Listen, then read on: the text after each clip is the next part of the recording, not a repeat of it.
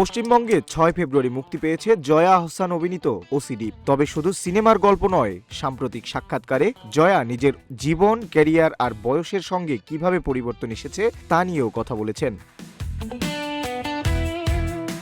জয়া জানিয়েছেন, দুই বাংলার সিনেমার জন্য তিনি সব সময় আশাবাদী। তিনি বলেন, প্রত্যেকটি ছবি ভিন্ন অভিজ্ঞতা দেয়। যেমন ডিয়ার মা, পুতুল নাচের ইতিকথা, এগুলো ছিল আলাদা ধরনের কাজ। ওসিডির সঙ্গে যোগ হয়েছে একটি সামাজিক বার্তা, যা দর্শককে ভাবতে বাধ্য করবে।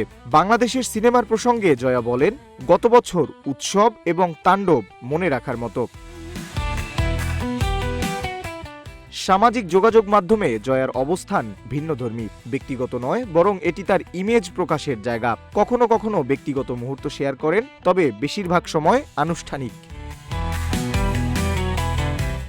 বয়স বাড়ার সাথে সাথে কোন বিষয়টি উপভোগ করছেন, এমন প্রশ্নের উত্তরে জয়া বলেন, আমি দেখতে আমার বাবার মতো হয়ে যাচ্ছি। শুধু তাই নয়, বয়স বাড়ার সাথে সাথে আমি আরও অ্যাডভেঞ্চারাস হয়ে উঠছি।